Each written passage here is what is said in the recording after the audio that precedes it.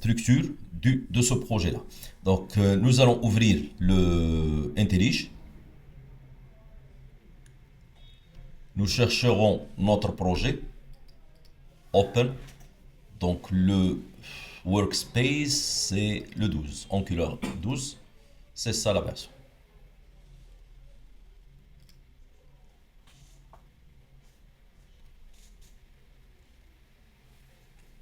Alors, commençons par... C'est pas obligatoire que je vais expliquer l'ensemble de ces fichiers-là ou dossiers, mais je vais essayer de contourner l'ensemble.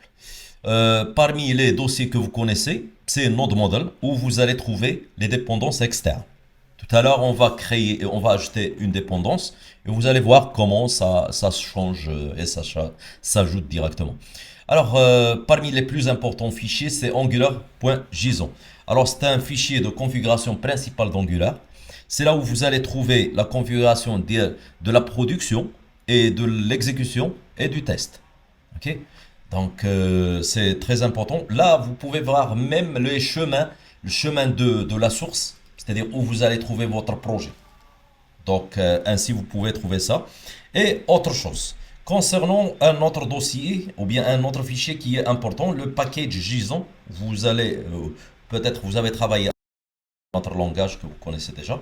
Donc, le package JSON, c'est là où vous allez voir il va contenir les versions des dépendances que vous avez et même la version de Angular.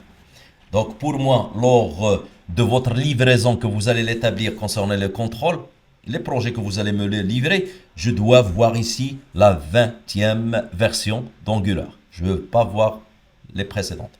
Alors, d'une part. D'autre part, vous pouvez voir les scripts de lancement ici. Donc, si vous voulez ngserve, ngbuild, ngtest, tout ça, vous allez le trouver ici. Quoi d'autre? Le tsconfig. Donc, si on attaque le tsconfig JSON, c'est la configuration TypeScript globale. Donc, il y en a certains fichiers que vous n'allez pas les toucher après. Concernant le app JSON, donc celui-là, tsconfig app JSON. C'est la configuration TS uniquement pour ton application, pour l'application. Quoi d'autre? On peut voir gitignore, ce sont les fichiers. C'est là où vous allez spécifier les fichiers que tu dois ignorer lorsque vous allez pusher commit côté GitHub.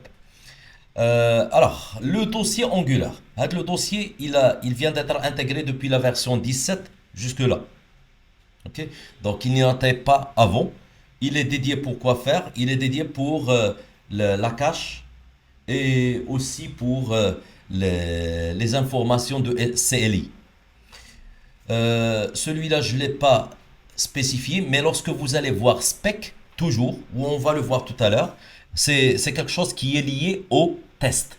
Donc, laissez cette information chez vous. Quoi d'autre? On va voir par exemple editor config.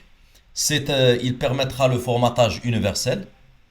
Et on va passer maintenant au dossier public. Ça, c'est juste une icône concernant l'icône qui va être affichée lors du navigateur. Et on va voir le plus important, dossier, les source. Donc, dans source, on trouve quoi? On trouve l'index. L'index, c'est la page principale qui va faire référence aux vues existantes. Il y en a une vue principale qui se nomme app.html, que vous allez la trouver ici. La voici.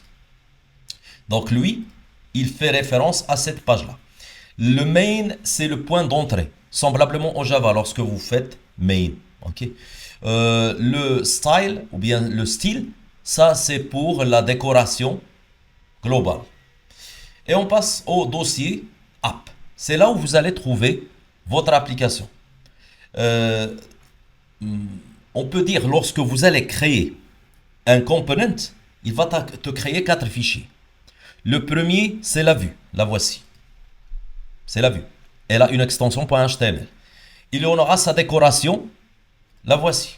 CSS. Ok, SAS. Et vous en aurez besoin d'un TS, d'un fichier TS qui sera lié à ton HTML. C'est ce qu'on a expliqué tout à l'heure, le MVVM. Donc celui-là, il est lié à ceci. OK? Et son test, c'est celui-là, où il y en a le spec. Bien sûr, c'est quoi l'intérêt de ces deux-là? Donc vous allez voir que la liaison avec la base de données, vous allez l'établir dans le TS, dans ce fichier-là. Donc vous en aurez la possibilité d'avoir des variables dedans. Directement, le HTML, il a l'accès à ces variables-là, que vous allez les déclarer au sein de ton TS. C'est ainsi, vous avez eu la possibilité de les lier. À la fin, on peut en parler côté app route. Là, vous allez trouver les routes, les chemins vers vos URL. C'est là où vous allez les établir et les redirections que vous allez établir. Peut-être on a essayé de contourner l'ensemble. Après, on va commencer une autre application où vous allez voir la suite.